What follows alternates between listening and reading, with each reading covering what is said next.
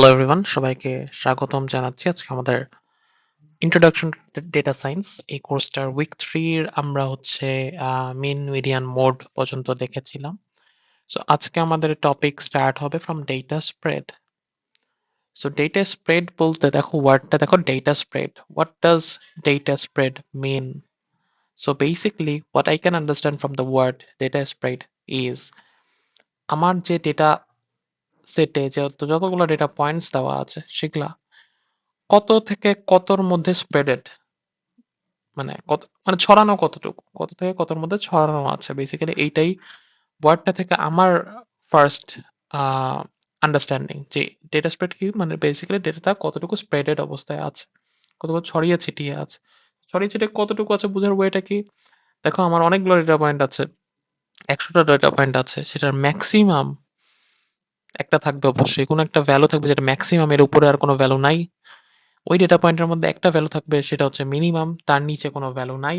So maximum থেকে মিনিমামের মধ্যে যে ডিফারেন্সটা সেটাই আমার ডেটার একটা স্প্রেড বলা যাইতে পারে না? সো সেই জন্যই ডেটা স্প্রেডের প্রথম যেই টেকনিক আমরা ইউজ করি ডেটা স্প্রেড বোঝানোর জন্য এটা হচ্ছে রেঞ্জ।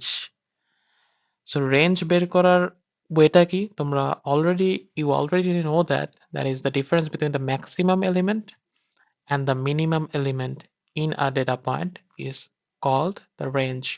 Basically একটা ডেটা সেটের মধ্যে যতগুলো পয়েন্টস আছে তার মধ্যে ম্যাক্সিমাম এবং মিনিমাম মধ্যে ডিফারেন্সটি হচ্ছে রেঞ্জ। ইজ দ্য সাম বলা আছে, বেসিক্যালি সাম না, বেসিক্যালি ম্যাক্সিমাম মিনিমাম মধ্যে ডিফারেন্সটা হচ্ছে আমার রেঞ্জ। ঠিক আছে, for example the maximum value is 18 and minimum value is 11। এখানে যদি তুমি দেখো এখানে আসলে 18 না, এখানে যে ডেটা পয়েন্টস দেওয়া আছে সেখানে ম্যাক্সিমাম হলো 17 এবং minimum value 11। So the range is 17 minus 11, that is 6। So এটা যদি সর্টেড করে দেখো মিনিমাম থেকে ম্যাক্সিমাম পর্যন্ত এইটা আমার ডেটার রেঞ্জ।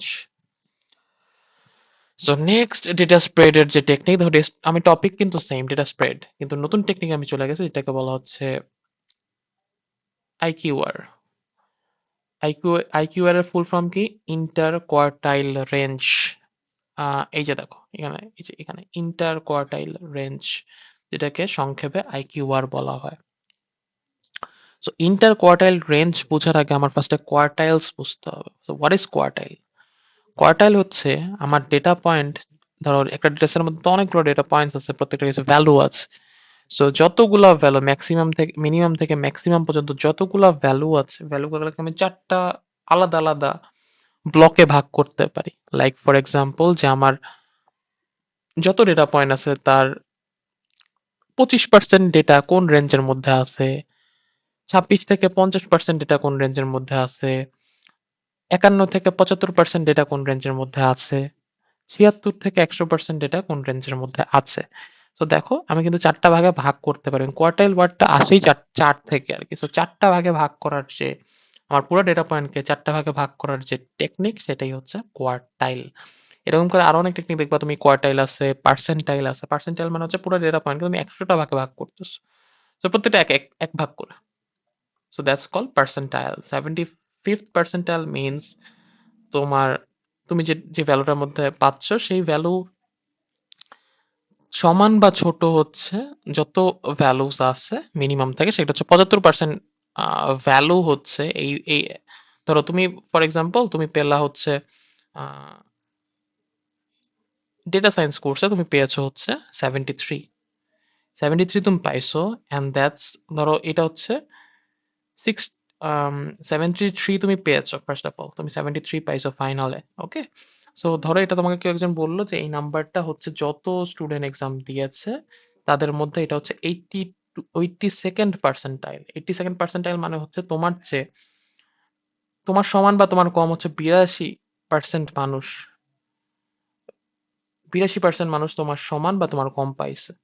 তুমি হচ্ছে 82nd পার্সেন্টাইলের মধ্যে আসো, মানে তোমার হচ্ছে কম বা তোমার সমান পাইছে 82% মানুষ। তোমার চেয়ে বেশি পাইছে হচ্ছে 18% মানুষ, পৃথিবী মানে ড্যাফোডিলের ইতিহাসে এই কোর্স। তো 18% মানুষ তোমার চেয়ে বেশি পাইছে, বাকি 82% মানুষ তোমার সমান বা তোমার চেয়ে ছোট পাইছে। So that's the concept of percentile. So আমরা যেহেতু পার্সেন্টাইল এখন আমাদের সামনে আসে নাই, আমরা কোয়ার্টাইলের মধ্যে থাকি। কোয়ার্টাইল দিয়ে বেসিক্যালি ৪ টা ভাগে ভাগ করা যায়। সো প্রত্যেকটা ভাগ হচ্ছে যেহেতু টোটালটা যদি ১০০% হয় প্রত্যেকটা ভাগ হচ্ছে 25% করে। সো ১ম টা হচ্ছে 0 থেকে 25%, পরেরটা ছিল 26 থেকে 50%, দেন 51 থেকে 75, 76 থেকে 100। ওকে। সো আমরা কোয়ার্টাইলটা কেন বলতেছি? বিকজ আমার ইন্টার কোয়ার্টাইল রেঞ্জ বের করার জন্য আমার কোয়ার্টাইলটা খুবই ইম্পোর্টেন্ট। এখন কথা হচ্ছে তাহলে কোয়ার্টাইলটা কিভাবে বের করে? সো আমরা একটু দেখব কোয়ার্টাইলটা কিভাবে বের করে। লাইক ফর এক্সাম্পল এখানে কি আছে? এখানে যদি না থাকে আমি দেখাই। হ্যাঁ, নাই আসলে। সো তোমরা দেখো। আমি একটু নোটপ্যাড ওপেন করতেছি। নোটপ্যাড ওপেন করতেছি। ওকে? তো নোটপ্যাড যেহেতু ওপেন করে আমি একটু দেখি। এটা একটু মুছে দেই। এটা কি আসলো? সমস্যা নাই, এটা মুছে দেই। সো আমার কাছে অনেকগুলো ডেটা পয়েন্ট আছে ফর এক্সাম্পল। ঠিক আছে? অনেকগুলো ডেটা পয়েন্ট আমার কাছে আছে। 5 জুম ইন করি।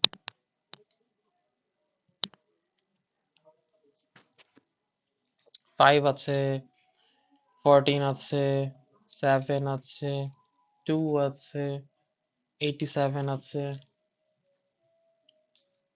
97 আছে, 1 আছে, 1 2 3 4 5 6 7, 123, 321, 234, আর হচ্ছে আরেকটা লাস্ট একটা এলিমেন্টস। আচ্ছা 1 2 3 4 5 6 7 8 9, ঠিক আছে, 9টা এলিমেন্টই নিলাম। ধর আমি আমি বলছি তোমাকে তুমি এই এই যতগুলা এলিমেন্টস আছে তার মিডিয়ান বের করো। What is the median of this value of this data set? So median বের করার টেকনিক আমি তোমাদের ক্লাসে দেখি। আচ্ছা, হ্যাঁ, তো আমার যেটা কথা ছিল সেটা হচ্ছে আমি এখন যেটা করতে চাই সেটা হচ্ছে তোমার মিডিয়ান বের করতে চাই। তো তোমার মনে আছে কিনা যদি n বেজোড় হয় সেক্ষেত্রে আমরা কি করতাম? আমরা যেটা করতাম সেটা হলো 1 2 3, আমরা বেসিক্যালি মিডিয়ান মানে কি? মিডিয়ান মানে এমন একটা পয়েন্ট যেটা থেকে তুমি দুইটা ইকুয়াল ভাগে ভাগ করে ফেলতে পারবা ডেটা পয়েন্টগুলোকে। সো যদি বেজোড় হয় তাহলে মিডল আমি একটা পয়েন্ট পাবো যেখান থেকে দুই সাইডে সমান সমান, দেখো এখানে 4টা এখানে 5টা আছে। আচ্ছা আচ্ছা, 1 2 3 4 5 6 7 8 9 10। আচ্ছা আমার কিন্তু 9টা না, এখানে কিন্তু 10টা পয়েন্টস আছে। 1 2 3 4 5 6 7 8 9 10। তো 10টা যখন পয়েন্ট থাকে তোমাদের মনে আছে কিনা আমি বলছিলাম n/2 তম পদ, n/2 তম পদ এবং n/2 প্লাস 1 পদের 1 তম পদ, n/2 প্লাস 1 তম পদের এভারেজ।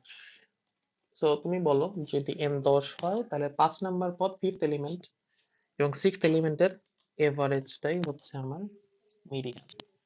সো যদি n 10 হয় তাহলে ফিফথ এলিমেন্ট কোনটা? 1 2 3 4 5, আর সিক্সথ এলিমেন্ট হচ্ছে 97। এই দুইটার এভারেজ, তো এই দুইটার এভারেজ কত হয় একটু হিসাব করে দেখো। 80 প্লাস 90 হচ্ছে 170, 177, আর 7 এ যোগ করলে হয় হচ্ছে 184। 184 কে যদি 2 দিয়ে ভাগ করো তাহলে এভারেজ হবে হচ্ছে 92। সো 92 হচ্ছে মিডিয়ান। মানে ধরো ফর এক্সাম্পল 87 আর 97। আচ্ছা আচ্ছা, ও তোমরা কি খেয়াল করছো কিনা আমি এতক্ষণ একটা জিনিস কিন্তু আমি ভুল করতেছিলাম। আই থিঙ্ক তোমরা ধরতে পারছো। ভুলটা হচ্ছে ভুলটা হচ্ছে তোমাদের কিন্তু অবশ্যই এই নাম্বারস গুলাকে আগে সর্ট আউট করে নিতে হবে। তুমি সর্ট করো নাই, তো এটা মিডিয়ান আমি বলতে পারতেছি না বিকজ 1 তো 97 পরে আছে, আবার 234 পরে, 321 আগে, 5 আগে, 2 পরে। সো এটা কিন্তু আমার কারেক্ট অর্ডারে নাই। সো দ্যাটস, এটা ফার্স্টে এভারেজ আমি বের করে মিডিয়ান বের করতে পারি না, দ্যাটস রং। তো আমার ফার্স্টে সর্ট করে নিতে হবে। আমি যদি সর্ট করতে চাই তাহলে ফার্স্টে 1, তারপর 2, 2 এর পরে আছে 5, 5 এর পরে আছে 7, 7 এর পরে আছে হচ্ছে 14, 14 পাঁচটা এলিমেন্ট গেল। 14, 14 এর পরে আছে হচ্ছে 87, 97, 87, 97, 2 3 4 5 6 7টা এলিমেন্ট গেল আর 3টা এলিমেন্ট বাকি আছে 1 2 3 2 3 4 3 2 1 সো 1 2 3 2 3 4 3 2 1 ওকে এই 10টা এলিমেন্ট আমি যখন সর্ট করে নিলাম এরপর গিয়ে আমার n by 2 element average median equal average of n by 2 and n by 2 plus 1 elements. Yeah. n by 2 তম কত দেখো খেয়াল করে দেখো 5 কারণ n আছে 10 কারণ n 10 কিভাবে পেলাম কারণ 10টা এলিমেন্ট 1 2 3 4 5 6 7 8 9 10 সো n by 2 তম বলতে কি বোঝাচ্ছি 10 by 2 হচ্ছে 5 so 1 2 3 4 5 14 R n by 2 plus 1 তম কোনটা 6 নম্বর পদ 87 তো 14 আর 87 এর এভারেজ কত হয় 14 আর 87 এর যোগফল হচ্ছে 101 সো এভারেজ মিডিয়ান হচ্ছে 101 কে যদি 2 দিয়ে ভাগ দেই 50.5 আই থিংক এরকম কিছু একটা হবে সো বেসিক্যালি দেখো 50.5 টা কোনখানে থাকে তুমি একটু খেয়াল করে দেখো 1 এর চেয়ে অবশ্যই বেশি 2 এর চেয়ে বেশি 5 এর চেয়ে বেশি 7 এর চেয়ে বেশি 14 এর চেয়ে বেশি 87 এর চেয়ে কম সো এই যে 14 আর 87 এর মাঝামাঝি কোন একটা জায়গাতে 50.5 আছে and that's my Q2 sorry হ্যাঁ that's my median সেটাই আমার মিডিয়ান এবং মিডিয়ানই আমার Q2 কারণটা কি তুমি একটু খেয়াল করে দেখো ছবিটা যদি তুমি তাকাও মিডিয়ানটাই আমার Q2 বিকজ এই যে এটা হচ্ছে Q2 এই Q2 টাই দেখো দুইটা পুরো ডেটা পয়েন্টকে 50% 50% দুইটা ইকুয়াল ভাগে ভাগ করতে পারতেছে সো যেহেতু মিডিয়ান আমার দুইটা ইকুয়াল ভাগে পুরো ডেটা সেটকে ভাগ করে ফেলতে পারতেছে that's why Q2 is median is the Q2 মানে মিডিয়ানও যে কাজ করতেছে Q2 সেম কাজ করতেছে তাই না মানে Q2 মানে সেকেন্ড কোয়ার্টাইল Q2 মানে হচ্ছে বেসিক্যালি সেকেন্ড কোয়ার্টাইল এটাকে সেকেন্ড এটা first quartile second quartile third quartile এইটা হচ্ছে ফোর্থ কোয়ার্টাইল সেকেন্ড কোয়ার্টাইল মানে হচ্ছে এইটা দেখো তুমি দুইটা 50% 50% দুই ভাগে ভাগ করে এই বাম সাইডে 50% আছে ডান সাইডে মানে মাঝখানে ভাগ করতে পারতেছি এন্ড অলসো মিডিয়ান দিয়েও কি আমরা সেম কাজ করি আমি যখন মিডিয়ান তোমাকে বলতেছি 50.5 দ্যাট মিন্স এই 50.5 মাঝামাঝি কোনো একটা জায়গায় আছে তার বামে দেখো কয়টা আছে 5টা এলিমেন্ট আছে ডানেও 5টা এলিমেন্ট আছে সো এটা কি 50% মানে 50 50 ভাগে ভাগ করে ফেলতে পারছে না দ্যাটস ওয়াই Q2 টাই হচ্ছে আমার মিডিয়ান সো আমি Q2 টা বের করা বুঝতে পারলাম এখন Q2 আমার 50 সো এখন দেখো আমরা আবার একটু ব্যাক করি হ্যাঁ সো তুমি হচ্ছে Q2 টা পেয়ে গেছো and Q2 is 50.5 সো আমি যদি এন্টার দেই ধরো এখানে 14 আর 87 এর মাঝখানে কোন একটা পয়েন্ট যেটা হচ্ছে 50.5 and that is Q2 so এই পয়েন্টটা হচ্ছে আমার Q2 এখন আমার দেখো Q2 এর বামে আছে 50% ডেটা পয়েন্টস Q2 এর ডানে আছে 50% ডেটা পয়েন্টস সো Q1 টা কি Q1 হচ্ছে তোমার 50% যে ডেটা পয়েন্ট তার বামে আছে তার মিডিয়ানটা সো 50% যে ডেটা পয়েন্টস আছে তার মিডিয়ানটা হচ্ছে আমার Q1 সো আমি Q1 টা কিভাবে বের করতে পারি Q1 বেসিক্যালি কিছুই না যতগুলো ডেটা পয়েন্টস আছে তার মিডল পয়েন্ট মানে আমার বাম সাইডে যতগুলো ডেটা পয়েন্টস আছে বাম সাইডে যতগুলো ডেটা পয়েন্টস আছে তার মিডল পয়েন্ট হচ্ছে আমার Q1 সো এর বামে যে ডেটা পয়েন্টস গুলো আছে 50% ডেটা তার মিডল পয়েন্টটা হবে Q1 সো বামে ডেটা পয়েন্ট আছে আমার 5টা সো 5টার মিডল পয়েন্ট তো খুবই ইজি বিকজ এখানে দুইটা মানে বেসিক্যালি আমি যদি হলো 5/2 5/2 5/2 অবশ্যই 2.5 মানে 2 পয়েন্ট সামথিং হয় সেটা যদি আমরা সিলিং করি সেটা হচ্ছে 3 মানে মাঝখানে এলিমেন্ট হচ্ছে থার্ড এলিমেন্ট 5 এর তাই না 5/2 হচ্ছে যদি আমি ইন্টিজারও চিন্তা করি তাহলে 5/2 হচ্ছে 2 তার সাথে এক যোগ করলে হয় 3 তো থার্ড এলিমেন্ট আর কি মিডল পয়েন্ট বাকিগুলা সো এই 5টা হচ্ছে আমার 5টা হচ্ছে আমার Q1 সো ভালো কথা আমি Q2 পেয়ে গেছি Q1 পেয়ে গেছি তো Q3 টা কি Q3 টাও কিছুই না যেমন আমি Q1 টা বের করলাম যে Q2 এর বাম সাইডে যতগুলো ডেটা পয়েন্ট আছে তার মিডলটা Q3 টা হচ্ছে Q2 এর ডান সাইডে যতগুলো ডেটা পয়েন্ট আছে তার মিডলটা সো Q3 এর আম, Q3 এর সরি কিউ টু এর ডান সাইডে 5টা ডেটা পয়েন্ট আছে, তাহলে মিডল পয়েন্ট দেখো, তাহলে কোনটা হবে 123, তাই না? সো 123 ইজিলি বোঝা যাচ্ছে মাঝখানের পয়েন্ট, এখানে 5টা পয়েন্ট আছে। সো এই 5টা পয়েন্টের মধ্যে 5/2 + 1 বা থার্ড পয়েন্টটা হচ্ছে 123, দ্যাটস ওয়াই মিডল পয়েন্ট হচ্ছে 123, বা সেটাই হচ্ছে আমার Q3।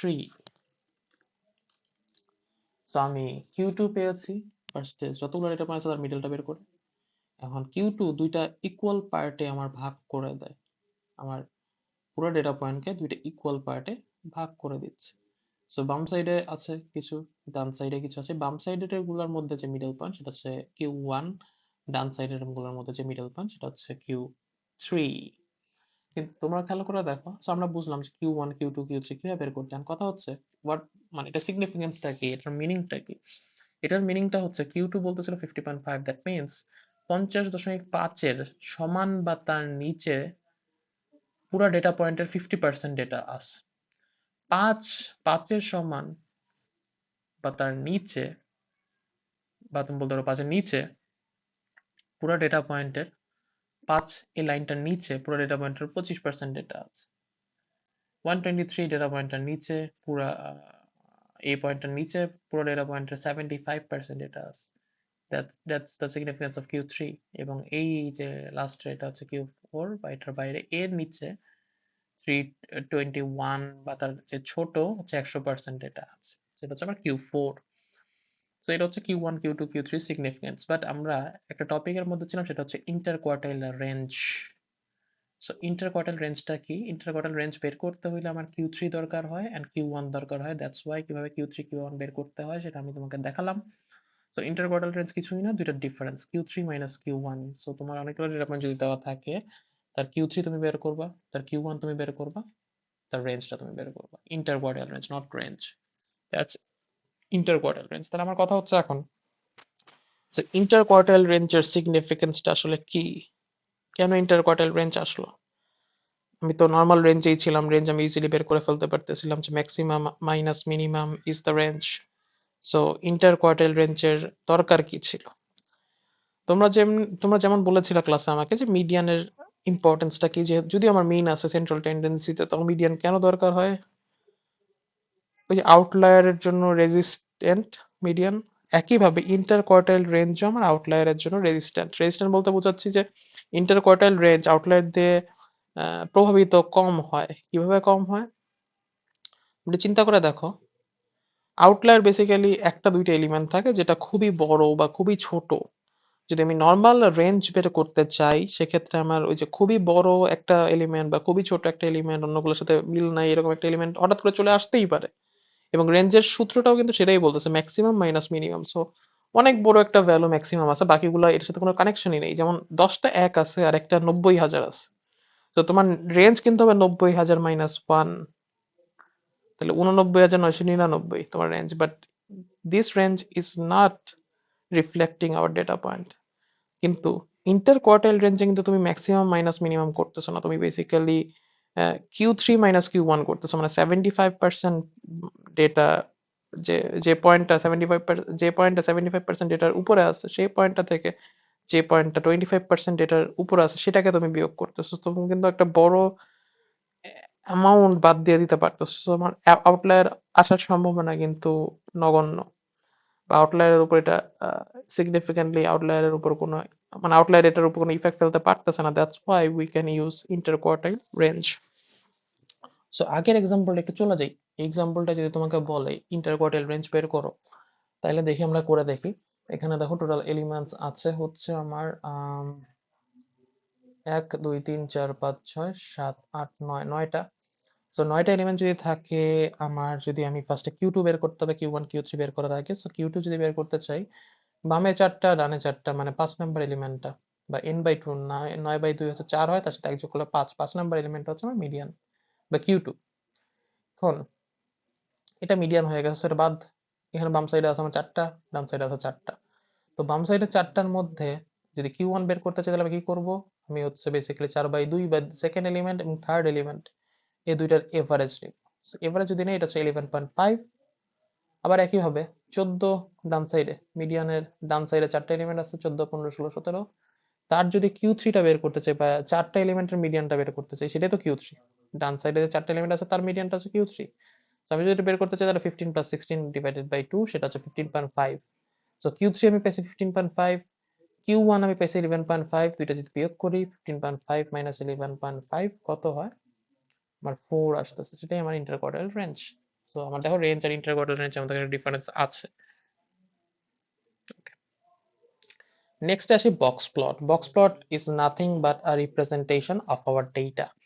এখন পর্যন্ত আমরা বেশ কিছু টার্মস দেখছি, তুমি দেখো এই টার্মগুলো তুমি পরিচিত কিনা। একটা ডেটা পয়েন্টের মধ্যে ম্যাক্সিমাম একটা নাম্বার থাকবে, এটা মিনিমাম নাম্বার থাকবে, এটা আমরা জানি।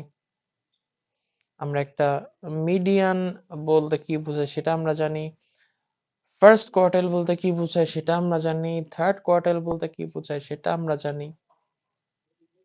আউটলায়ার বলতে কি বোঝায় সেটা আমরা জানি। সো আমরা কি একটা যদি ডেটা পয়েন্ট দেওয়া থাকে তার বক্স প্লট রিপ্রেজেন্টেশন করতে পারবো না? লাইক ফর এক্সাম্পল, ধরো আউটলায়ার নাই। আউটলায়ার ডিরেকশন কিভাবে করে এটা একটু পরেই আছে, আমরা দেখবো। বাট ধরে নিলাম এই যে এই ডেটা পয়েন্টে কোনো আউটলায়ার নাই, এটার যদি তোমাকে বক্স প্লট আঁকতে বলে, তুমি কি পারবা না?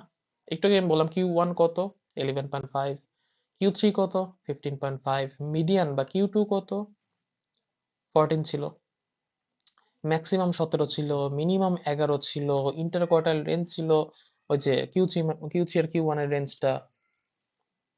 সো আমি ফার্স্ট কোয়ার্টাইল জানি, মিডিয়ান জানি, থার্ড কোয়ার্টাইল জানি। আমি একটা বক্স প্লট কিছুই না, যেখানে বক্স আঁকতে হয়, বক্সটা রিপ্রেজেন্ট করে। ধরো ফার্স্ট কোয়ার্টাইল ছিল আমার 11.5, so 11.5।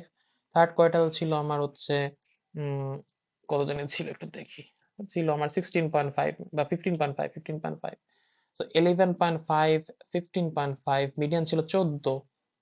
So median basically Q3 কাছাকাছি হবে, কারণ 14 15.5 এর কাছে, এলে 11.5 এর চেয়ে। তো মিডিয়ানটা একটু এদিকে হবে। মিনিমাম ছিল 11, ম্যাক্সিমাম ছিল 17। আর এই পুরোটা বক্সটা হচ্ছে interquartile range. So we can represent any data point using box plot. So এখানে জাস্ট একটা বক্স প্লটের রিপ্রেজেন্টেশন দেখানো আছে।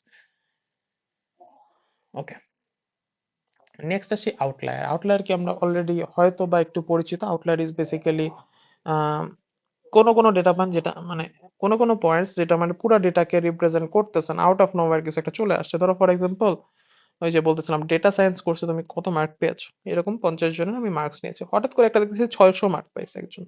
বাট 600 তো আমাদের আসলে নাম্বার সিস্টেম, যে আমরা মার্কিং সিস্টেম করি 1 থেকে 100, এটা তো 100-র মধ্যে না, এটা 600 হয়ে গেছে। এন্ড 600 তো out of our range. But পরে কোনোভাবে দেখালো মানে 60 দিতে গিয়ে সে একটা শূন্য বেশি দিয়ে দিচ্ছে। So it's outlier. So outlier detect করাও কিন্তু আমাদের জন্য খুব ইম্পর্টেন্ট। আমরা যখন মডেল রান করবো, আমাদের outlier detection is a must. Because outlier যদি থাকে, সেখানে তুমি মডেল ঠিক মতো হয়তো, যেহেতু বেশিরভাগ নর্মাল মেশিন লার্নিং মডেলগুলো ডিস্টেন্সের উপর কাজ করে। সো দেখো 600-র সাথে আমার লিনিয়ার রিগ্রেশন লাইনের ডিস্টেন্স কিন্তু অনেক বেশি। দ্যাটস ওয়াই আমি পারফেক্ট লাইন কিন্তু পাবো না। সো দেখা যেতে পারে এই ডেটা পয়েন্ট আমার বাদ দিয়ে দিতে হতে পারে, বা কোনোভাবে কোনো ইঞ্জিনিয়ারিং করা লাগতে পারে। সো দ্যাটস ওয়াই আউটলায়ার ফার্স্টে ডিটেক্ট করা কিন্তু খুবই ইম্পর্টেন্ট। এখন আমার 50টা আছে বা 10টা আছে, আমি ইজিলি একটা বলে দিচ্ছি যে এটা আমার আউটলায়ার। বাট যখন আমার কাছে 50,000 ডেটা থাকবে একসাথে, আমার কাছে খালি চোখে আউটলায়ার খুঁজে বের করা কঠিন, তখন আমাদের কাছে হয়তো সফটওয়্যার অ্যালগোরিদম বা কোনো কোড রান করে খুঁজে বের করতে হবে। তো সেক্ষেত্রে আউটলায়ার ডিটেকশন টেকনিকটা আমার জানা দরকার। আউটলায়ার ডিটেকশন টেকনিকটা আমরা এখন এখানে একটু দেখবো। সো খুবই সিম্পল টেকনিক, তুমি জাস্ট ফর্মুলার দিকে তাকাও। আমার কাছে ধরো এখানে 10টা 12টা ডেটা পয়েন্টস আছে।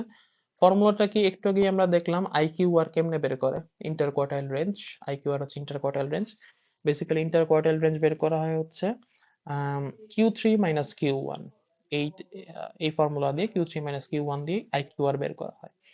সো এই লাইনটার মিনিংটা হচ্ছে আমার যত ডেটা পয়েন্টস আছে তার মধ্যে সেই সব ডেটা পয়েন্ট আউটলায়ার হবে, সেই সব data point x x outlier হবে যারা যারা এই এই এই পার্টে ডান সাইডে যেটা আছে, লেস দেন সাইনের ডান সাইডে যেটা আছে, এটার একটা ভ্যালু আসবে, তাই না? যে আইকিউ আর যেটা আছে তার সাথে 1.5 গুণ করলে যত হয়, Q1 থেকে সেটা বিয়োগ করলে যেই ভ্যালুটা পাবো, একটা ভ্যালু পাবো না? এই ভ্যালুটার চেয়ে কম যারা, সবাই আউটলায়ার। সো আমি আবার বলি, আইকিউ আর আমার একটা আছে ইন্টার কোয়ার্টাইল রেঞ্জ, তার সাথে 1.5 গুণ করলে আমি একটা ভ্যালু পাই, আবার আমার Q1 আমি জানি Q1 থেকে এই ভ্যালুটা বিয়োগ করলে আমি যেই ভ্যালু একটা ভ্যালু পাবো, রাইট? সেই ভ্যালুটার বামে বা সেই ভ্যালুটার চেয়ে ছোট যত ভ্যালু আমার ডেটা সেটে থাকবে সবগুলো outlier. At the same time IQR যেটা পাচ্ছি তার সাথে 1.5 গুণ করলে আমি একটা ভ্যালু পাই আগের মতো। তার সাথে Q3 যোগ করলে যত ভ্যালু হবে তার চেয়ে বড় সব ভ্যালু হচ্ছে আউটলায়ার। মানে তুমি একটু খেয়াল করে দেখো, আমার ডেটা পয়েন্ট যদি থাকে, আউটলায়ার কোন কোন জায়গায় হইতে পারে তুমি একটু খেয়াল করো। এই যে এটা হচ্ছে আমার Q1 ছিল, এর বাম সাইড আউটলায়ার হইতে পারে, Q3 এর ডান সাইড আউটলায়ার হইতে পারে। সেটাই কিন্তু এখানে দেখানো আছে যে Q1 এর থেকে 1.5 গুণ অফ IQR বিয়োগ করলে যেটা পাই তার সেই ভ্যালুটা থেকে যেই যেই ভ্যালুগুলো ছোট হবে সবগুলো outlier. At the same time Q3 এর সাথে 1.5 গুণ অফ IQR করলে যে ভ্যালুটা পাবো তার চেয়ে বড় যত ভ্যালু আছে সবগুলো আউটলায়ার। তো আশা করি ফর্মুলাটা বুঝতে পারছো। সো আমরা এখন আউটলায়ার বের করার চেষ্টা করবো। সো আমার এখানে ডেটা পয়েন্টস গুলো দেওয়া ছিল, ফার্স্ট কাজ হবে আমার সর্ট করে নেওয়া, বিকজ আমার IQR বের করা দরকার। IQR যেহেতু বের করতে চাই আমার ফার্স্টে সর্ট করে নিতে হবে। তো এখন আমরা যদি সর্ট করি, সর্ট করার পরে আমরা বেসিক্যালি এরকম অনেকগুলো ডেটা পয়েন্ট পাচ্ছি, এরকম অনেকগুলো ডেটা পয়েন্টস পাচ্ছি। ওকে, এই ডেটা পয়েন্টগুলো পাইছি সর্ট করার পর, দেখো সর্টেড অবস্থায় আছে। এখন সর্ট করার পর আমার ফার্স্ট কাজ হবে IQR বের করা, বিকজ আমার ফর্মুলা যদি Q1 মাইনাস 1.5 ইন্টু IQR, এই ভ্যালুটা আমার বের করা দরকার ফার্স্টে। এর বামে যত ভ্যালু থাকবে সবগুলো হচ্ছে আউটলায়ার। সো আগে তো ফার্স্টে Q1 মাইনাস 1.5 ইন্টু IQR বের করতে হবে। সো এটা বের করার জন্য ফার্স্টে আমার Q2, দেন Q1, দেন Q3 বের করতে হবে, দেন IQR বের করতে হবে, দেন ফর্মুলায় বসাইতে হবে। তো ফার্স্ট কাজ হবে আমার Q2 বের করা। আমি যদি Q2 বের করতে চাই, দেখো এখানে কয়টা এলিমেন্টস আছে, আমি একটু আগে বলছিলাম 12টা আছে। So 12 is an even number, that's why we have to use the formula of the element, the average, the median will be the average of the n by 2th element and n by 2 plus 1th element. So 12 by 2 is 6th and 7th element. The average of 6th and 7th element will be the median বা Q2. তো 1 2 3 4 5 6 7। So এ দুইটার average হচ্ছে Q2। এই দুইটার average একটু চিন্তা করে দেখো কত আসে। 6 6 2 আর 6 7 8, 1262, 1270, 1340 কে যদি 2 দিয়ে ভাগ হয় 670 হওয়ার কথা, আমি শিওর। Q2 কি 670? আচ্ছা, মেবি, হ্যাঁ মেবি 670ই হবে। তোমরা একটু দেখো যদি ভুল হয়। আমার মনে হচ্ছে 670ই হবে। সো 670 ধরো এটার মিডলে কোন একটা পয়েন্ট। সো এই যে Q2 টা আমার ডেটা পয়েন্টকে দুইটা ইকুয়াল ভাগে ভাগ করছে, এর বাম দিকে থাকবে 670, দেখো এখানে মিডল একটা পয়েন্ট। সো এটার বামে আছে 6টা এলিমেন্ট, এটার ডানে আছে 6টা এলিমেন্ট, 6টা নাকি, হ্যাঁ 6টা। এই যে এখানে মিডল 670 হচ্ছে, এখানে মিডল একটা পয়েন্ট। সো এটার ডানে আছে 6টা এলিমেন্ট, এটার বামে আছে 6টা এলিমেন্ট। তো 670 আমার পুরো ডেটা পয়েন্টকে দুইটা ভাগে ভাগ করছে এবং 670 ইজ Q2। তো ভালো কথা, 670 Q2, 670 দুইটা ভাগে ভাগ করলো। আর বাম সাইডের ভাগের মিডিয়ানটা হচ্ছে আমার Q1 এবং ডান সাইডের ভাগের মিডিয়ানটা হচ্ছে Q3। তো বাম সাইডে যাই, বাম সাইডে 662 আছে, 630 আছে, 607 আছে, 561, 550, 502, এখানে বাম সাইডে 6টা এলিমেন্ট আছে।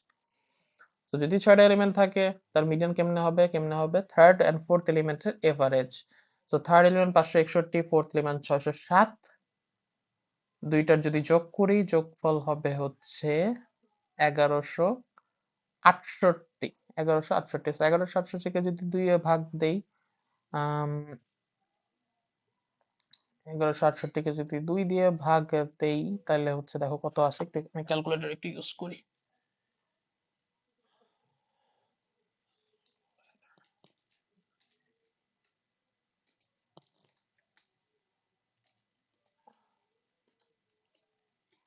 তো 584, Q1 হচ্ছে 584। So Q1 is 584। এই যে 584, Q1 হচ্ছে 584, ভালো কথা। Q3 কত? Q3 এর জন্য আমার দরকার ওই যে ডান সাইডে যে 6টা এলিমেন্ট আছে তার এভারেজ, মানে ডান সাইডে আছে হচ্ছে এই যে এই 6টা এলিমেন্ট, এই 6টা এলিমেন্ট, এই 6টা এলিমেন্টের এভারেজ, এই যে এই 6টা, 1 2 3 4 5 6। সো এটার এভারেজ বের করতে হলে এই ৬টার থার্ড অ্যান্ড ফোর্থ এর এভারেজ করা দরকার। মানে এটার যদি মিডিয়ান বের করতে চাই, এই ৬টা এলিমেন্টের যে মিডিয়ান, Q3 হচ্ছে এই ৬টা এলিমেন্টের মিডিয়ান। সো মিডিয়ান যদি বের করতে চাই তাহলে আমার এই ৬টা এলিমেন্টের মধ্যে থার্ড অ্যান্ড ফোর্থ এলিমেন্টের এভারেজটাই হবে। যেহেতু এই ৬টা এলিমেন্ট এবং ৬ is an even number, so third আর ফোর্থ এলিমেন্টের এভারেজটাই হচ্ছে মিডিয়ান। সো থার্ডে আছে ৭১৪, ফোর্থে আছে ৭২৫। এই দুইটার মাঝামাঝি কোনো একটা ভ্যালু হবে Q3। সো এই যে এর মাঝামাঝি ছিল Q2, এর মাঝামাঝি হচ্ছে Q1, আর এর মাঝামাঝি হচ্ছে Q3। এন্ড Q3 ৭১৪ আর ৭২৫ কত হয় দেখো তো? ১৪১৪ আর ১৪১৪ আর ২৫ যোগ করলে হবে হচ্ছে ১৪৩৯। তাকে ২ দিয়ে যদি ভাগ করি ৭১৯.৫ হবে। তো ৭১৯.৫ হইল। তো Q3 আমি পেয়ে গেলাম, Q1 আমি পেয়ে গেলাম, দুইটার বিয়োগফল হচ্ছে 135.5। সো IQ1 আমি পেয়ে গেছি। সো ফর্মুলাটা একটু খেয়াল করো আবার। ফর্মুলাটা ছিল IQ1 তুমি যেটা পাও তার সাথে ১.৫ গুণ করবা। তাহলে IQ1 যত পাইছি 135.5, তার সাথে ১.৫ গুণ করলে কত হয় একটু দেখি। 135.5, 135.5, এটার সাথে যদি আমি ১.৫ গুণ করি তাহলে ২০৩.২৫। তো ২০৩.২৫ আসছে। ওকে, ২০৩.২৫। এখন ২০৩.২৫ যেটা হইছে তার থেকে কত বিয়োগ করতে হবে? এটা হচ্ছে ২০৩.২৫। সো Q1 থেকে ২০৩.২৫ যদি বিয়োগ করি তাহলে যেই ভ্যালুটা পাবো তার চেয়ে ছোট সব ভ্যালু হচ্ছে আমার আউটলায়ার। সো Q1 ছিল আমার ৫৮৪, তার থেকে ২০৩.২৫ বিয়োগ করলে আসে ৩৮০.৭৫। সো আমার ডেটা পয়েন্টে ৩৮০.৭৫ এর চেয়ে ছোট যত ভ্যালু আছে সবগুলো আউটলায়ার। তো আমি একটু দেখি আমার ডেটা পয়েন্টে ৩৮০.৭৫ এর চেয়ে ছোট ভ্যালু আছে কিনা। দেখো আমার সবচেয়ে ছোট ভ্যালু হচ্ছে ৫০২। তো সেটা ৩৮০.৭৫ এর ছোট না। সো আমি বলতে পারি বাম সাইডে আমার কোনো আউটলায়ার নাই। আর ডান সাইডে আউটলায়ার বের করার জন্য আমার বের করতে হবে Q3 প্লাস 1.5 ইন্টু IQR। একটু আগে আমি দেখলাম 1.5 ইন্টু IQR হচ্ছে ২০৩.২৫। তো তার সাথে যদি ৭১৯.৫ যেটা Q3 ছিল ৭১৯.৫, সেটা যদি যোগ করা হয় তাহলে আমরা পাই ৯২২.৭৫। সো আমার ডেটা পয়েন্টে ৯২২.৭৫ এর চেয়ে বড় যত ভ্যালু আছে সবগুলো আউটলায়ার। আবার ডেটা পয়েন্টে যাই, ডেটা পয়েন্টে দেখো সবচেয়ে বড় ভ্যালু ৯০১, ৯২২.৭৫ নাই। সো এটা হচ্ছে আউটলায়ার নাই। সো আমার বাম সাইডে কোনো আউটলায়ার নেই, ডান সাইডে কোনো আউটলায়ার নেই। সো আমি বলতে পারি আমার ডেটা পয়েন্টে কোনো আউটলায়ার নেই। এরকম করে আউটলায়ার আমরা বের করতে পারি। সো আশা করি তোমরা সবাই বুঝতে পারছো। ২টা এক্সারসাইজ দেওয়া আছে। সবাই বাসায় এই ২টা এক্সারসাইজ একটু করবা। ওকে? যে ডেটা পয়েন্ট থেকে তুমি আউটলায়ার কিভাবে বের করতে পারো। সো সবার কাজ হবে, এটা হচ্ছে আমাদের অ্যাসাইনমেন্ট হিসেবে থাকবে, ফার্স্ট অ্যাসাইনমেন্ট, যে তোমরা সবাই ক্লাস যখন খুলবে তখন সবাই এই ২টা ওয়ার্ক আমাকে করে দিবা। এই ২টা মানে সাবমিট করবা আরকি আমার কাছে। এই ২টা ডেটা পয়েন্টের মধ্যে তোমরা আউটলায়ার বের করবা। So that's it. আজকের আমার এই উইক 3 স্লাইড এই পর্যন্তই। তো সবাই আশা করি বুঝতে পারছো। এখন আমরা একটু উইক 4 এর দিকে চলে যাব। উইক 4 এর একটু পার্টস আছে। উইক 4 এর একটু আমি জাস্ট একটু আজকে কোভ্যারিয়েন্স পর্যন্ত বা কোরিলেশন পর্যন্ত একটু দেখাবো। So first starting with data spread. Data spread যদি দেখি, সরি, ওকে।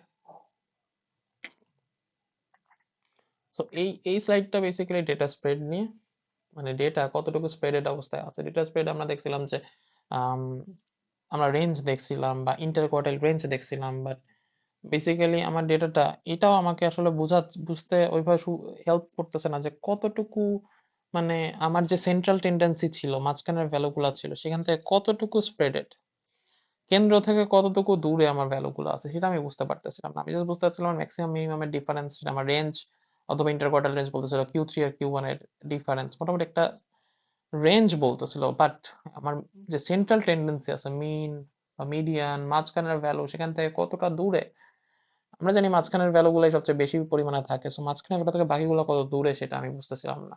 তো সেগুলো বোঝার টেকনিক আমরা এখন একটু দেখবো। সো ফার্স্ট টেকনিক হচ্ছে ভেরিয়েশন। ভেরিয়েশনটা কি? ভেরিয়েশন বেসিক্যালি কিছুই না। ভেরিয়েশনটা একটু আমি একটু পড়ে শোনাই। Variation is a measure of how far the data in a data set is from the its average value, এটাই বলতেছিলাম যে এভারেজ ভ্যালু বা মিন থেকে আমার ডেটা কতটুকু ফার বা দূরে আছে সেটা বোঝার জন্য ভেরিয়েশন, মানে কতটুকু ভেরিয়েশন আছে আমার data set. Range determines the extent of the data, but this is only the sum or the subtraction of maximum and minimum value. So the whole data image by range is not available. So পুরো ডেটার ইমেজটা বোঝা যাইতো না, just রেঞ্জটা বোঝা যেত যে ম্যাক্সিমাম মিনিমাম ডিফারেন্সটা কত, বাট এভারেজের কত কাছে বা কত দূরে সেটা বোঝা যেত না, সেটার জন্যই ভেরিয়েশনের আবিষ্কার হয়েছে। সো এটা হচ্ছে ভেরিয়েন্স, আমরা এই ভেরিয়েন্স ওয়ার্ডের সাথে অনেক পরিচিত। ভেরিয়েন্স আছে, স্ট্যান্ডার্ড ডেভিয়েশন আছে, আমরা দেখবো। তো ভেরিয়েন্সের ফর্মুলাটা একটু বোঝার চেষ্টা করি, একটু দেখো। বেসিক্যালি স্ট্যান্ডার্ড ডিভিয়েশন কিছু না, এটা স্কোয়ার রুট হচ্ছে স্ট্যান্ডার্ড ডিভিয়েশন। এটাকে যদি স্কোয়ার রুট করো তুমি যেটা পাবা, এই ভ্যালুটা ভেরিয়েন্স যেটা পাচ্ছ সেটাকে স্কোয়ার রুট করলে যেটা পাওয়া যায় সেটাই হচ্ছে স্ট্যান্ডার্ড ডিভিয়েশন। কিন্তু ভেরিয়েন্সের ফর্মুলাটা একটু সবাই দেখো। মিউ বলো বা এক্স বার বলো, দুইটাই হচ্ছে এভারেজ বোঝায়। মিউটা বেসিক্যালি পপুলেশনের এভারেজ বোঝায়, আর এক্স বার হচ্ছে স্যাম্পলের এভারেজ বোঝানোর সিম্বল। এখানে যেটা করতেছে, আমার কাছে ধরো 20টা ডেটা পয়েন্ট আছে, প্রত্যেকটা ডেটা পয়েন্টের ফার্স্ট মানে টোটাল এভারেজটা বের করে নিছো, সেটা হচ্ছে মিউ বা এক্স বার। যদি স্যাম্পল বলো 20টা তাহলে এক্স বার, যদি পুরো পপুলেশন 20 বলতে চাও তাহলে হচ্ছে মিউ। এবার প্রত্যেকটা ডেটা পয়েন্টের সাথে ওই এভারেজের ডিফারেন্সটা বের করতেছি, তার স্কোয়ার করতেছি, এবং প্রত্যেকটা যে স্কোয়ার পেলাম, প্রত্যেকটা যেহেতু 20টা ডেটা পয়েন্ট আছে প্রত্যেকটারই তো মিনের সাথে একটা ডিফারেন্স হবে, মিনের সাথে ডিফারেন্সের স্কোয়ার করছি, প্রত্যেকটা স্কোয়ার করছি, এবং স্কোয়ার করে দেখো সাম সিম্বল আছে। সাম সিম্বল মানে কি সবগুলোর যোগফল, প্রত্যেকটা ডিফারেন্স স্কোয়ার করে যা যা পাচ্ছি সবগুলোর একসাথে যোগফল। এটাই ম্যাথমেটিক্যাল রিপ্রেজেন্টেশন, যে i1 থেকে n পর্যন্ত। মানে প্রথমটা হচ্ছে i1, পরের পপুলেশনটা ছিল i2, পরের যেটা, তারপর এটা হচ্ছে i এর ভ্যালু 3, 4, 5, এবার করে n সংখ্যক আছে ধরো, মানে n বলতে 20 বোঝাচ্ছে, 1 থেকে 20। তো 1 থেকে 20 বারে প্রতিবার x এর i এর জায়গায় একটা ভ্যালু আসবে, সেই তম পদ এবং এভারেজের যে বিয়োগফল তার স্কোয়ারের সাম করতেছে, এবং তাকে যদি ক্যাপিটাল এন দিয়ে এভারেজ আউট করি সেটাই হচ্ছে আমার ভেরিয়েন্স। আর যদি স্যাম্পল হয় আমরা জানি স্যাম্পলে n-1 দিয়ে আমাদের ভাগ করতে হয়, দ্যাটস ইট, আর কিছু না। আচ্ছা, সো ভেরিয়েন্স বের করলাম, ধরো এরকম ভেরিয়েন্স আসছে, অনেক বড় একটা ভ্যালু আসছে, খুবই ভালো কথা। এখানে কি করছে, 60, 47, 17, 43 আর 30। তো ফার্স্ট কাজ হবে পাঁচটা যেহেতু ভ্যালু আছে, পাঁচটা ভ্যালুর এভারেজ বা মিন বের করা। মিন বের করে নিয়েছি। এবার প্রতিটা এলিমেন্টের সাথে ওই মিনের বিয়োগফল তার স্কোয়ার, বিয়োগফল তার স্কোয়ার, বিয়োগফল তার স্কোয়ার, বিয়োগফল তার স্কোয়ার, বিয়োগফল তার স্কোয়ার, পাঁচটার জন্য পাঁচটা বিয়োগফল তার স্কোয়ার। সবগুলো যে স্কোয়ার করছে সেগুলো যোগ করা, এই যে যোগ করছে, পাঁচটাকে যোগ করছে, স্কোয়ারের ভ্যালুগুলো যোগ করে টোটাল নাম্বার যেটা, যেহেতু এটা বলে দিছে মেবি যে এটা হচ্ছে, আচ্ছা স্যাম্পল বলা নাই, স্যাম্পল যেতে পারো না, ধরো পাঁচটা ডগই আছে। সো এটা হচ্ছে আমার পপুলেশনই ধরে নিচ্ছি আমরা। সো এটার হচ্ছে ভেরিয়েন্সটা হচ্ছে 217.04। আচ্ছা, এখানে আচ্ছা,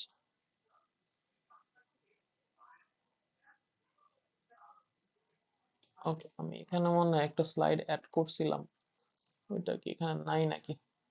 একটু দাঁড়াও, থাকার কথা।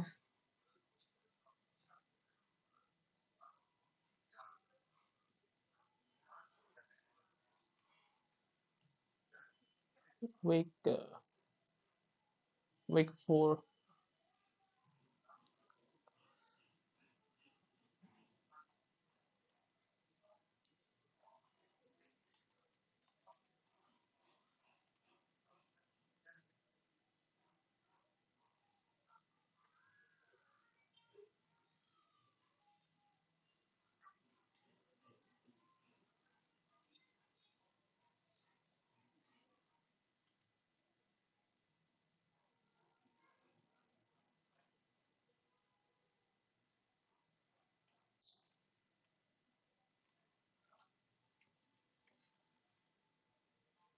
আচ্ছা, হ্যাঁ ঠিক আছে, সমস্যা নেই।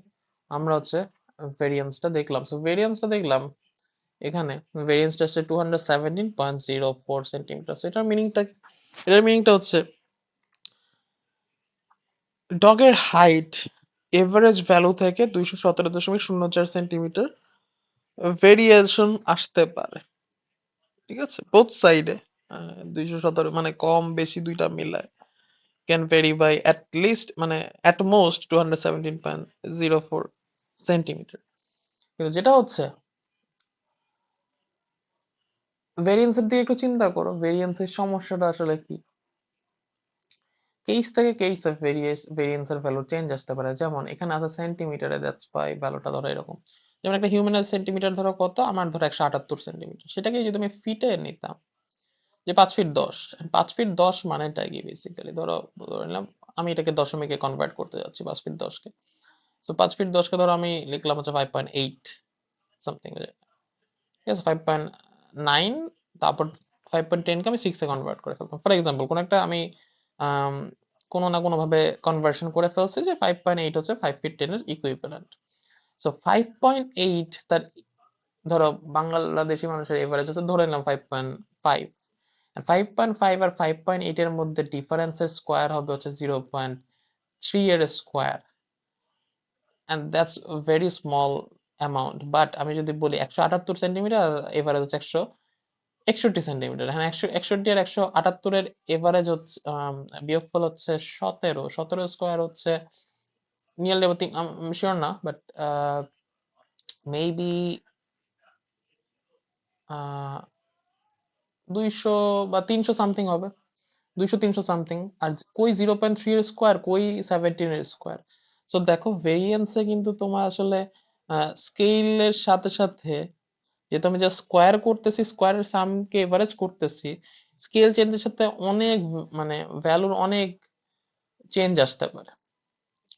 সেই জন্য যেটা করা হলো সেটার সলিউশন হিসেবে স্ট্যান্ডার্ড ডেভিয়েশন আনা হলো। স্ট্যান্ডার্ড ডেভিয়েশন কিছুই না, ভেরিয়েন্স বের করতে আমি যেভাবে সেটাকে যে স্কোয়ার রুট করে দিলাম, তাহলে একটু যে দুইটা ডিফারেন্সের যে স্কোয়ারের যে ইফেক্টটা এটা কমায় দিলাম, যে স্কোয়ার রুট করে দিলে ইফেক্টটা কমে গেল, তাই না? যে তুমি স্কোয়ার করলে সেটাকে ইয়া করলে তুমি ইফেক্টটা কমে গেল, সেটাই করার চেষ্টা করেছে। জাস্ট কিছুই না, যে স্ট্যান্ডার্ড ডেভিয়েশন মানেটাকে, আর স্ট্যান্ডার্ড ডেভিয়েশনই হচ্ছে ওয়াইডলি ইউজড। এটা মানে কিছুই না, তুমি ভেরিয়েন্স যেভাবে বের করতা সেটাই করতে হবে। স্কোয়ার বিয়োগফল করতে হবে এভারেজের সাথে, দেন স্কোয়ার করতে হবে, স্কোয়ার করে যোগ করতে হবে, সবগুলোকে যোগ করে এভারেজ বের করতে হবে। এভারেজ বের করে তুমি যেটা পাবে সেটাকে জাস্ট স্কোয়ার রুট করে দিলেই স্ট্যান্ডার্ড ডেভিয়েশন হয়ে যাবে। ওকে, so what do I understand by standard deviation? এটা একটু দেখো, we saw earlier that the average height of 5 different breeds of dog was 39.4 centimeter and their standard deviation was 14.73 centimeter. Okay, standard deviation একটু কমলো, average height ছিল 39.4 centimeter. So this means that the height of the dog will be within 39.4 centimeter plus minus 14.7, মানে 39.4 সেন্টিমিটারের plus 14.73 মানে হচ্ছে 54.13, আর minus 14.73 মানে হচ্ছে 24.67, মানে মানে ডগের হাইট হতে 24.67 থেকে 54.13 এর মধ্যেই থাকার সম্ভাবনা। মানে স্ট্যান্ডার্ড ডেভিয়েশন মানে হচ্ছে সেন্টার থেকে ডেভিয়েট করছে সে হচ্ছে 14.73 সেন্টিমিটার। সো বেসিক্যালি 24.67 থেকে 54.13 এর মধ্যেই থাকার সম্ভাবনা সবচেয়ে বেশি। তো এটাই রিপ্রেজেন্ট করে standard deviation.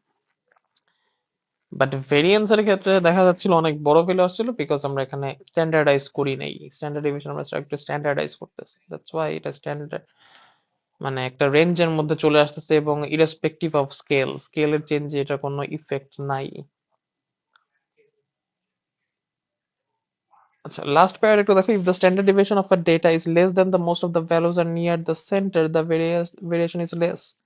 Again standard deviation means more variation in the data. আচ্ছা, তো একটু দেখো, এই একটা ছবি দেওয়া আছে যেখানে দুইটা মানে কাইন্ড অফ নর্মাল ডিস্ট্রিবিউশনের ছবি দেওয়া আছে, নর্মাল ডিস্ট্রিবিউশন দুইটা দেখে বোঝা যাচ্ছে বেল কার্ভ আর কি।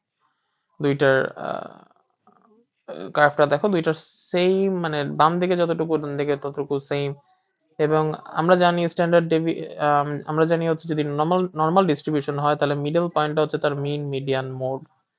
তো এই পয়েন্টটাই মিন, তার মানে এই পয়েন্টটা হচ্ছে তার এভারেজ। দেখো দুইটার মিনই তাইলে সেম, কিন্তু তোমরা একটু বলতে পারবা কোনটা ডেভিয়েট বেশি করছে? হ্যাঁ, যেটা একটু মোটা, যেটা একটু ডেভিয়েট বেশি করছে, দ্যাটস ওয়াই তার স্ট্যান্ডার্ড ডেভিয়েশনটা বেশি। আর যেটা চিকন তার স্ট্যান্ডার্ড ডেভিয়েশন কম, লেস ডেভিয়েট করছে, লো স্ট্যান্ডার্ড ডেভিয়েশন। আচ্ছা, সো এটা দেখো, suppose the curve of the lower standard deviation above is the distribution of the run of batsman A and curve of the higher standard deviation is the distribution of run of the batsman B. From this, it's clear that A batsman is more reliable. আচ্ছা, তো একটা example দেওয়া আছে দেখো, যেখানে বলা আছে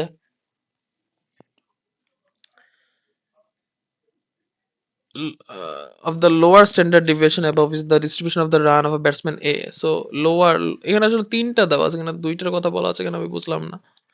so ধরে নিলাম ব্লুটা হচ্ছে ব্যাটসম্যান এর স্ট্যান্ডার্ড ডিভিশন, বিকজ এখানে বলছে লোয়ার। সো ব্লুটা হচ্ছে স্ট্যান্ডার্ড ডিভিশন, ব্যাটসম্যান এর স্ট্যান্ডার্ড ডিভিশন। আচ্ছা, আর the curve of the higher standard division is the distribution of the run of batsman B. এই গ্রিনটা হচ্ছে ধরলাম ব্যাটসম্যান বি এর ডিস্ট্রিবিউশন, তার হায়ার স্ট্যান্ডার্ড ডিভিয়েশন, মানে বেশি স্ট্যান্ডার্ড ডিভিয়েট করছে। সো আমি রেডটাকে কনসিডারই করতেছি না। ব্লুটা হচ্ছে এ ব্যাটসম্যানের স্ট্যান্ডার্ড ডিভিয়েশন, গ্রিনটা হচ্ছে বি ব্যাটসম্যানের standard deviation. For this, from this it's clear that A batsman is more reliable. A কেন more reliable? Because he has run close in most of the matches, because সে consistent. সে তো খারাপও খেলে, সে consistent, সে কম রানই করতেছে প্রতিদিন। তাহলে আমরা এটলিস্ট বুঝতে পারতেছি তার ইয়াটা কি। কিন্তু কোনো ব্যাটসম্যান, বাংলাদেশের ব্যাটসম্যান দেখবা যে কোনো ম্যাচে অনেক, মানে খুব খারাপ খেলতেছে, হঠাৎ করে অনেক ভালো খেলে, আবার খারাপ খেলে, আবার ভালো খেলে, মানে তার ডেভিয়েশনটা বেশি। বাট লাইক ফর এক্সাম্পল ধরো সচিন টেন্ডুলকারের, এটা ব্লুটা হচ্ছে সচিন টেন্ডুলকার, আর গ্রিনটা ধরো কোনো একটা ব্যাটসম্যান যে মানে ভালো করতেছে, খারাপ করতেছে, ভালো করতেছে, মানে মিক্সড। সো তার স্ট্যান্ডার্ড ডেভিয়েশন বেশি, সো রিলায়েবল বেশি হচ্ছে ব্লু ব্যাটসম্যানটা, ব্লু কালার ব্যাটসম্যান। ওকে, নেক্সট আমরা একটু দেখবো কোভ্যারিয়েন্স এন্ড কোরিলেশন। সো কোভ্যারিয়েন্স কোরিলেশন মানেটা কি? বিকজ মানে বেসিক্যালি যেটা হচ্ছে,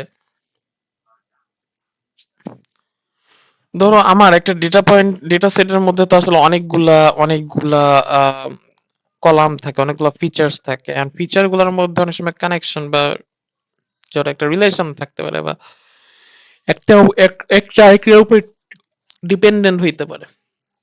যেমন এখানে বলা আছে, suppose you want to know if ice cream selling has any relation with daily temperature. Daily টেম্পারেচারের সাথে আইসক্রিম বিক্রির কোনো রিলেশন আছে কিনা। তো টেম্পারেচার বাড়, তুমি ডেটা পয়েন্ট কালেক্ট করলে অনেকগুলো, দেখলে টেম্পারেচার বাড়লে আইসক্রিম সেলটাও বাড়তেছে। So to do this, you took a few days worth of ice cream sales data from a store next to your home. তুমি বাসার কাছে কোন একটা স্টোরে গেলা, তাদের কাছ থেকে এই যে এখন টেম্পারেচার বাড়তেছে, তুমি প্রতিদিন টেম্পারেচার ডেটা এন্ড অলসো যে কতটুকু আইসক্রিম বিক্রি হচ্ছে এটা কালেক্ট করছো।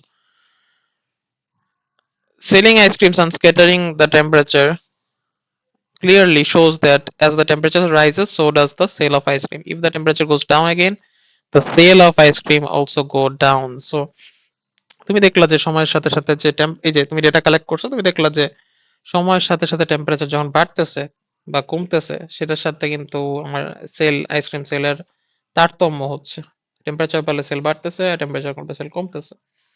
ওকে, সো এই যে রিলেশন গুলা যে দুইটা ভেরিয়েবল, বা আমি ভেরিয়েবল বলতেছি, টেম্পারেচার একটা ধরো কলাম ফিচার, আর হচ্ছে আইসক্রিম সেলটা একটা ফিচার, একটা কলাম। সো কিন্তু আমি এই দুটোকে আবার ভেরিয়েবলও বলতে পারি। তো এই দুইটা ভেরিয়েবলের মধ্যে বা দুইটা ফিচারের মধ্যে যে রিলেশন, সেটা বের করার জন্য আমরা কোভ্যারিয়েন্স ইউজ করতে পারি, আমরা কোরিলেশনও ইউজ করতে পারি। তো কোভ্যারিয়েন্সটা কি? Covariance is the measure of the simultaneously change of two variables. দুইটা যে টেম্পারেচারের সাথে সেলের কি চেঞ্জ, একসাথে কি চেঞ্জ হচ্ছে, সেটা বের করার জন্য আমরা কোভ্যারিয়েন্স ইউজ করি। Covariance shows how much two variables change together. দুইটা ভেরিয়েবল একসাথে কিভাবে, মানে কতটুকু চেঞ্জ হয় সেটা বের করা যায় কোভ্যারিয়েন্সের সাহায্যে। টু ডিটারমাইন দ্য পপুলেশন কোভ্যারিয়েন্স, আচ্ছা, অফকোর্স আমাদের যেরকম ভ্যারিয়েন্স এর মধ্যে ছিল পপুলেশনের জন্য একটা ভ্যারিয়েন্স, স্যাম্পলের জন্য একটা ভ্যারিয়েন্স, একইভাবে কোভ্যারিয়েন্স এর মধ্যেও পপুলেশনের জন্য একটা কোভ্যারিয়েন্স থাকবে। তুমি একটু খেয়াল করে দেখো, ভ্যারিয়েন্স জিনিসটা কি ছিল? ভ্যারিয়েন্স জিনিসটা ছিল এভারেজ থেকে কতটুকু ভেরিয়েশন আছে এটার। আর কোভ্যারিয়েন্স হচ্ছে কোভ্যারিয়েন্স মানে কিন্তু মানে সম্পর্ক, দুইটা আলাদা আলাদা ভেরিয়েবলের মধ্যে চেঞ্জের ভেরিয়েশনটা কতটুকু, একসাথে কতটুকু চেঞ্জ হয় কখনো, বা একটার সাথে কিভাবে সম্পর্কিত, সেটা বের করার জন্য কোভ্যারিয়েন্স ইউজ করা হয়। ওকে, so population covariance, two variables have to be divide the product of their average value subtraction by the, আচ্ছা, ফর্মুলাটা এখানে বর্ণনা করা আছে ইংলিশ ভাষায়। তো আমি একটু বলে দিই এখানে কি হচ্ছে। এখানে যেটা হচ্ছে, আমরা একটু আগে যেটা করতাম, এক্স এর সাথে জাস্ট এক্স বার বিয়োগ দিতাম এবং সেটাকে স্কোয়ার করতাম, স্কোয়ার করে আহ, দেখো ভেরিয়েন্স আমরা কি করতাম, আমি আবার একটু চাই যে আহ, আমরা এক্স আই এর সাথে এভারেজটা বিয়োগ করে স্কোয়ার করে সবগুলো এলিমেন্টকে যোগ করতাম, যোগ করে এন দিয়ে ভাগ দিতাম। একইভাবে একইভাবে এখানেও তুমি একই কাজই করতেছো, জাস্ট তুমি স্কোয়ার করতেছো না, তুমি দুইটা আলাদা আলাদা ভেরিয়েবল আছে। তো প্রথম ভেরিয়েবলের এলিমেন্ট গুলাকে তার এভারেজ দিয়ে বিয়োগ দিচ্ছ, আর সেকেন্ড ভেরিয়েবলের এলিমেন্ট গুলাকে তার এভারেজ দিয়ে বিয়োগ দিচ্ছ। সো একটা রোতে আই যখন one, that means it's the first row, first sample. I যখন ওয়ান, ধরো এটা হচ্ছে I1 প্রথম স্যাম্পলে এক্স একটা আছে, ওয়াই একটা আছে। এক্স এর জন্য তুমি একটা এভারেজ পাবে, এদের একটা এভারেজ আছে, ওয়াই এর জন্য তুমি একটা এভারেজ পাবে, এদের একটা এভারেজ আছে। সো এক্স এর এভারেজ এক্স এর এভারেজকে এক্স এর ওই পয়েন্টটা দিয়ে বিয়োগ দাও, ওয়াই এর এভারেজকে ওয়াই এর ওই পয়েন্টটা দিয়ে বিয়োগ দাও, দুইটাকে গুণ করো, আবার সেকেন্ড এলিমেন্টে যাও, এবার এক্স এর সেকেন্ড পয়েন্টটাকে এক্স এর এভারেজ দিয়ে বিয়োগ দাও, ওয়াই এর সেকেন্ড পয়েন্টটাকে ওয়াই এর এভারেজ দিয়ে বিয়োগ দাও, তাদের গুণ করো, এক্স এর 3 নম্বর এলিমেন্টটাকে এক্স এর এভারেজ দিয়ে বিয়োগ দাও, ওয়াই এর 3 নম্বর এলিমেন্টটাকে ওয়াই এর এভারেজ দিয়ে বিয়োগ দাও, তাদের গুণ করে, এবার সবগুলো গুণফলটাকে যোগ করতে হবে। ওই ওখানে যেমন স্কোয়ারটাকে যোগ করতে হবে, এখানে গুণফলটাকে যোগ করতে হবে, যোগ করে জাস্ট এন দিয়ে ভাগ দিলে আমি হচ্ছে এক্স আর ওয়াই এর কোভ্যারিয়েন্সটা পাই। এন দিয়ে যদি ভাগ দিই, এন হচ্ছে নাম্বার অফ এলিমেন্টস। যদি এটা পপুলেশন হয়, আর স্যাম্পল হইলে আমরা জানি স্যাম্পল হলে n-1 দিয়ে আমরা ভাগ দিই। That's it. আচ্ছা, সো একইভাবে যে এখানে ডেটা পয়েন্ট গুলো আছে, দেখো এক্স, এক্স হচ্ছে টেম্পারেচার, সেল হচ্ছে ওয়াই। আমরা জানি এক্স প্রতিটার জন্য এক্স আই মাইনাস এক্স বার দরকার, এখানে এক্স আই মাইনাস এক্স বার বের করা আছে প্রত্যেকটার জন্য, মানে এই পয়েন্টের সাথে এক্স বারের বিয়োগফল, এই পয়েন্টের সাথে ওয়াই বারের বিয়োগফল, Y Y minus y bar সবগুলো করলাম, দুইটার গুণফল কত হয় সেটা বের করলাম, তারপর যোগ করে যদি এটা স্যাম্পল হয়ে থাকে, এই যে সেলস স্যাম্পল যদি হয়ে থাকে, তার 12-1 দিয়ে ভাগ দিলে সেটা আমরা হচ্ছে কোভ্যারিয়েন্স পাই।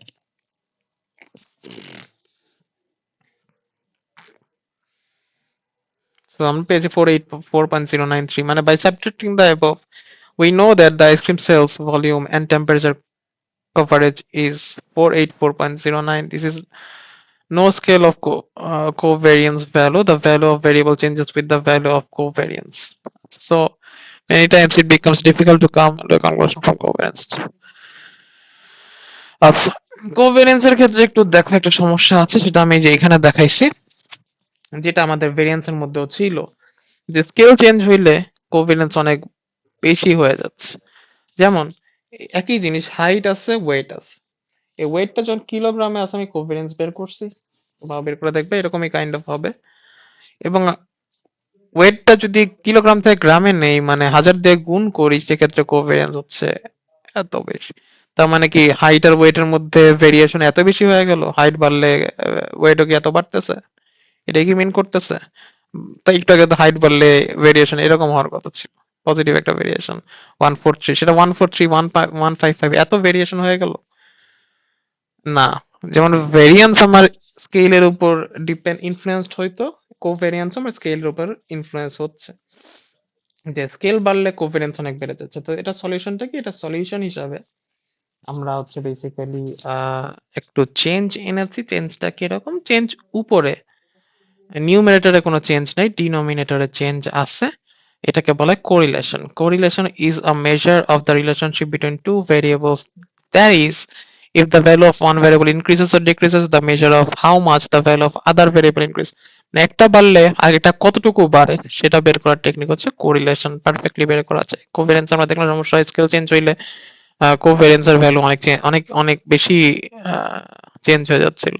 কিন্তু কোরিলেশনের ক্ষেত্রে ইস্যুসটা কি, কোরিলেশনে হচ্ছে বেসিক্যালি নিউমারেটরটা তুমি আগের মতোই, প্রতিটার সাথে এক্স এর সাথে এক্স বার বিয়োগ করবা, ওয়াই এর সাথে ওয়াই বার বিয়োগ করে দুইটা গুণ করে সবগুলো গুণফলকে যোগ করলাম, নিউমারেটর গণ, সবকিছু একই। ডিনোমিনেটরে যেটা আমরা করি সেটা হচ্ছে square root of summation of x i minus x bar whole square. So x i minus x bar, প্রতিটার x i minus x bar এখানে তো তুমি পাচ্ছই, তার হোল স্কোয়ারের সাম, গুণ y i minus Y bar whole স্কোয়ারের sum. So এইটার বিয়োগফলের স্কোয়ারের সাম, এটার বিয়োগফলের স্কোয়ারের সাম করে যেটা তুমি পাবা, সেটার গুণফলকে স্কোয়ার রুট দিয়ে যদি ভাগ দাও, সেটা হবে আমার ডিনোমিনেটর বা হচ্ছে নিচের পার্টটা, ভগ্নাংশের নিচের পার্টটা। ওকে, তো এটা করে তুমি যেটা পাও সেটাই হচ্ছে কোরিলেশন। সো এখানে যেই টেম্পারেচার সেলের যেটা ছিল সেটা দেখো, তুমি আগের মতোই সামটা তো পেয়েছো এরকম 532 5.024, but x y minus x bar তুমি এখান থেকে পাচ্ছ, এটাকে স্কোয়ার করলে যেটা পাও, স্কোয়ার করলে যেটা পাও, স্কোয়ার করলে প্রতিটা স্কোয়ার করলে একইভাবে Y minus Y bar square করলে স্কোয়ার করলে স্কোয়ার করলে একটা ভ্যালু পাচ্ছ। এখন এই স্কোয়ার গুলার যোগফল, এই স্কোয়ার গুলোর যোগফল তাকে গুণ করে যদি স্কোয়ার রুট করো তাহলে তুমি হচ্ছে 0.95 পাচ্ছ। তো 0.95 হচ্ছে, এটা হচ্ছে পজিটিভ 0.95, মানে হচ্ছে টেম্পারেচারের সাথে সেলসের যে পজিটিভ কোরিলেশন, মানে টেম্পারেচার বাড়লে সেল বাড়ার পসিবিলিটি হচ্ছে এরকম 0.95 বা পজিটিভলি কোরিলেটেড, টেম্পারেচার বাড়লে সেল বাড়বে। সো কোরিলেশন বেসিক্যালি -1 থেকে +1 এই রেঞ্জের মধ্যে হয়ে থাকে। +1 মানে হচ্ছে সবচেয়ে হাইলি কোরিলেটেড, পারফেক্টলি কোরিলেটেড। যদি 0.9 মানে হাই কোরিলেটেড, 0.5 হলে মোটামুটি রেঞ্জের কোরিলেটেড বা লো কোরিলেটেড। যদি 0 হয় তার মানে নো কোরিলেশন, -0.5 মানে হচ্ছে নেগেটিভলি লো কোরিলেটেড, -0.9 হচ্ছে মাইনাস মানে নেগেটিভলি হাই কোরিলেটেড, আর নেগেটিভলি পারফেক্টলি কোরিলেটেড মানে হচ্ছে ধরো ফর এক্সাম্পল এরকম কিছু একটা টেম্পারেচার বাড়লে আহ, গোসল করার হার সেটা হচ্ছে নেগেটিভলি দেখলাম কোরিলেটেড, সো এরকম -1, ঠিক আছে। সো এটাই পিয়ারসন কোরিলেশন এটাকে বলা হয়। বাকি আমরা নর্মাল ডিস্ট্রিবিউশন এবং লাস্টের পার্ট টু কার্টেসিস পর্যন্ত আমরা নেক্সট ক্লাসে দেখব। সবাই ভালো থাকো, দেখা হবে ইনশাল্লাহ নেক্সট ক্লাস।